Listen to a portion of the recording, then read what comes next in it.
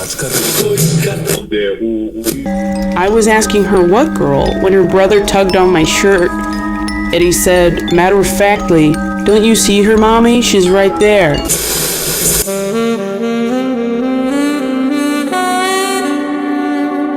Welcome to Tell Me a Ghost Story, the late night call-in podcast where we delve into the world of the supernatural and explore the eerie and unexplained. I'm your host, Michelle Newman. This podcast features true stories from our callers that will send shivers down your spine and leave you questioning the existence of the afterlife. So grab a cozy blanket, turn down the lights. Hey, this is Stevie from California. I don't know if this is a ghost story, but it's definitely filed under a weird experience. So I'm a big camper. I love going camping. I'm a solo camper. I'm experienced. I can take off at the drop of a hat. I have a Subaru that's usually covered in dust, tons of dirt and dust from road trips. I was on a road trip up to Yosemite, and I had to pull off the road onto some BML land. It was off-season, so a lot of campsites were closed. There was no one around, but I was with my dog Mochi, who's this 15-pound mutt. She's part Chihuahua. She's part Chihuahua. She's part pug, part terrier, maybe some Shih Tzu, who knows. She loves the woods and outdoors, so she's my constant companion. So I let her out, and I prepped dinner, and I set up our camp, and it was getting a little windy and cloudy, so I set up my bed in the car. Normally I'd sleep with the trunk wide open, head towards the front of the car and then feet out the back of the trunk with the trunk door wide open for the air, but it was cold and I shut it, and I even put up my window covers too, so I could make it extra cozy. But once those go up, I can't see outside. And it was weird because there was no one around, but I also locked the car, and I don't normally do that when we're camping. So we were really like in a cocoon. We were really protected. So Mochi and I go to bed. At about 3 a.m., Mochi starts barking. There's clearly a windstorm outside, and the wind is blowing so strong that the car is rocking, and Mochi is freaking out, barking loudly and deep bark I've never heard her use before. She was like barking with snarl in the back of her throat, where it was like, and she was just barking her head off, and she sounded like a German shepherd instead of a small dog, a small bird-framed dog. It was freaky, but I calmed her down and we went back to sleep. In the morning, I open up the car and let Mochi out to pee. As I get out, I look at my car, and there is a pair of handprints and a smudge on the trunk window, like someone had pressed their hands and their forehead against the window trying to see in. There were handprints on each and every window, like the person had done a circle around the car trying to look in. I got the dog and we got out of there. But I think Mochi picked up on something, and I think someone else was there in the woods that night. And I might not have heard it because of the windstorm, but I think she did.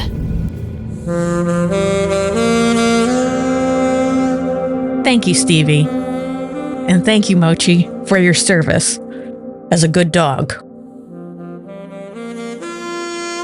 Ideally, you kind of hope this is a ghost and not a person, because it's pretty spooky. It's said that lonely places hold echoes of whoever last stood there. Some campers say it's forest spirits mimicking curiosity. Others think it's people, drawn to the heat of your campfire, even when their bodies are long gone. I'm Johnny. I came from Kansas, and this is a story about how I met a guitar player by listening to his music, who was deceased from 1982 by the name of Randy Rhoads.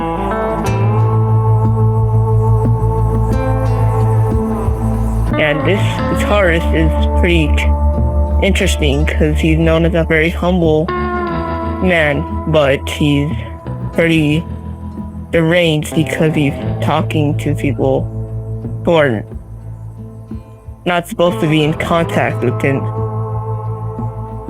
This story contains that he would appear constant times, show up, and he would scare me, just like it was an encounter of him walking across the halls and stuff like that. I'd learn a song with my guitar and I'd see him somewhere.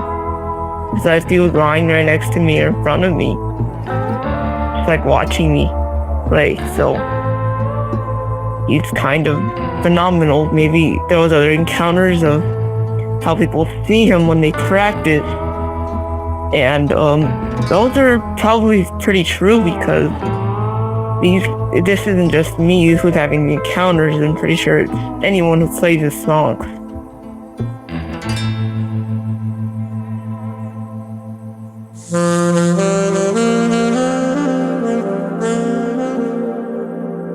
Thank you, Johnny. You bring us something different. Not a haunting of a place, but of a sound. Randy Rhoads was one of the founding members of the band Quiet Riot, and he played guitar with Ozzy Osbourne. You've heard his work in the famous guitar riff of Ozzy Osbourne's song Crazy Train. In 1982, Rhoads was killed when the small plane he was a passenger in tried to buzz the top of Ozzy's tour bus, resulting in the plane losing control and crashing into a farmhouse, killing him and everyone else on board instantly. He was just 25. Musicians have long talked about, quote-unquote, the muse, the invisible hand guiding creativity. But across cultures, there's another belief, that art can open doors. That through rhythm, repetition, and vibration, you call something in. Whether you were reaching across worlds, Johnny, or just lost in the frequencies between them, one thing is certain. Music has always been a language the living and the dead both understand. Hey, this is Frank. I used to work as a bartender and I slept in a basement. My side was a bedroom and then the middle, the stairs, and the rest of the basement was a storage workroom. Nobody but me would be in the basement at night, but I'd hear sounds of someone tinkering in all the other rooms. I'd come home at 2 a.m. so exhausted from bartending. The first few times I heard noises, I'd gone into the workroom to see what it was, and I never saw anything. I started hearing things in my room. There's a point at which you're just too tired to be scared anymore. I'm waking up and I got the impression that the old man who'd lived in the house prior to me moving in was standing in the doorway, half in my room. And I don't remember what anymore, but I sat up in the bed and I pointed right at him and saying, look. And I was so mad. And I said, look, God damn it, if you're gonna fucking leave me alone, if you don't fucking leave me alone, I'm gonna, and let me get some sleep. I didn't even finish the threat. And I was exhausted and over it. And I came to full consciousness. I didn't see or hear him anymore. I never heard a peep out of him again. I mean, I don't think he was a bad guy. I just think he didn't realize.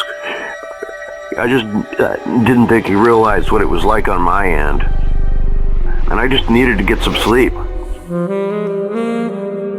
Thank you, Frank, for your story and reminding us that sometimes sleep is more important than being afraid.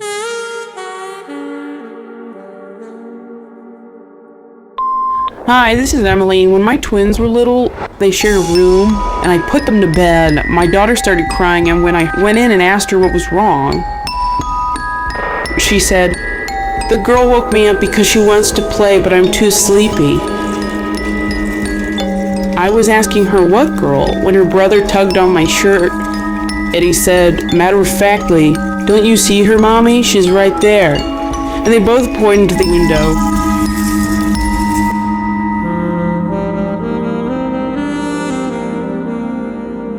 Thank you, Emily, for your story and another example of how kids say the darndest things.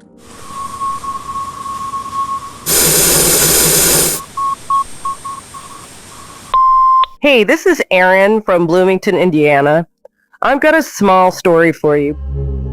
So this happened maybe 2 years ago. My roommate was out of town for the weekend, so I had the whole place to myself. It was like a quiet night, and you could hear the refrigerator hum and the house settle.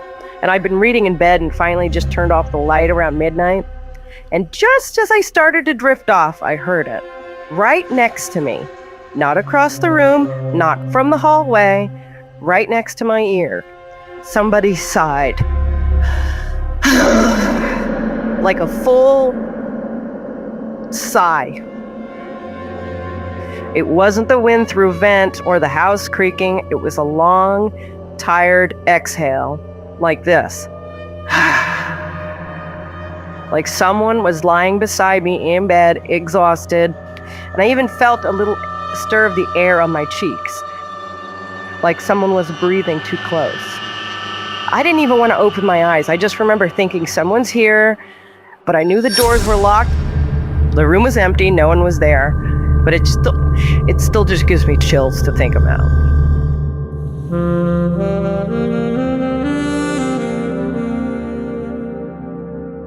Thank you, Erin, for your story.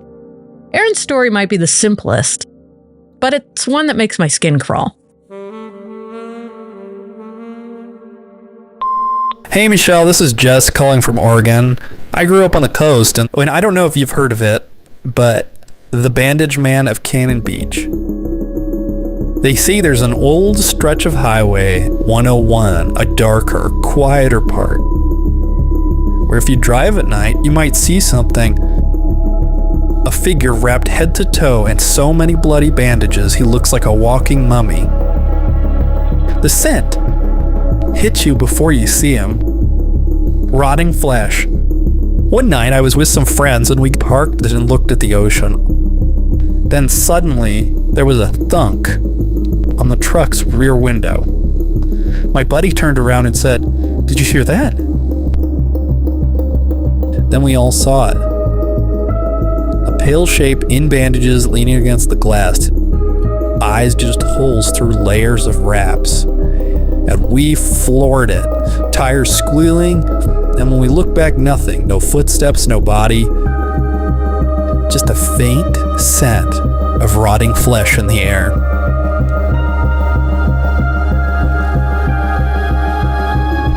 They say the Bandage Man was a badly injured logger, wrapped in bandages, and then he was lost on his way to get help. He vanished, or maybe never left. Whatever the truth, the legends are still alive in Cannon Beach.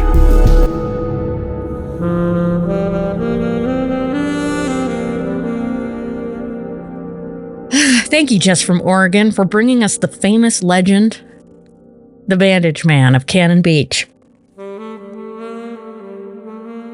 Folklorists call stories like this road ghosts. Spirits born from sudden trauma, tethered to the place where help never came. The Bandage Man may have once been a logger who died trying to reach the town for aid. Or maybe he's something older, a guardian warning travelers to keep moving before the cliffs claim them too. Hi, this is Cynthia Catcher. My brother Brian reminded me of a ghost story I almost forgotten this year at Halloween. We tell it traditional every year to people or to our friends. And anyways, they've always enjoyed this story. It's called The Elderly Lady and Her Bag of Bones. It's a true ghost story.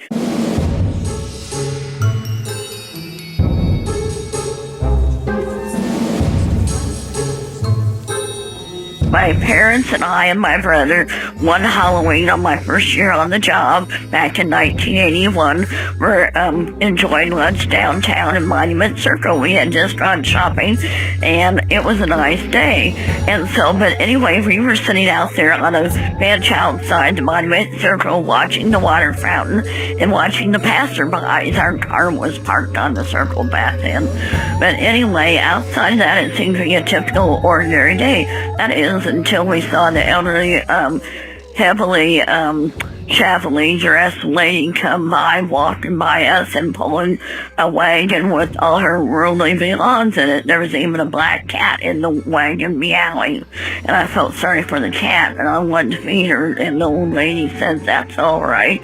And then she says, "Because you've been so kind to me and let me rest next to you," we even gave her an extra sandwich along with her cat. We were that kind of people, and she got some water from us, and she said, "Thank you for your hospitality." She said, "Now I want to show you mine." She took out a cigar and she lit it up, and Mother said, "That's hospitality," and she was smoking like a sieve. And anyway, she opened her carpet bag, and inside the carpet bag, we all about held our fear in, and we shrieked. There was a bag of actual human bones inside the bag, and she just kind of delighted in freaking us out, and she started laughing, and then she closed up her carpet bag, and she said, "Thank you for the treats," and she started walking on her merry way. And so my mother says, "What was that?" And Dad says, "Beat the heck out of me."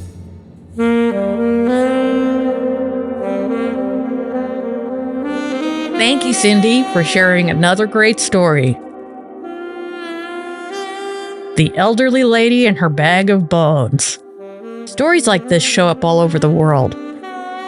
In South American folklore, there's a spirit called El Silbón, or the Whistler. He roams the countryside, dragging a sack of bones over his shoulder, cursed to wander forever for killing his father.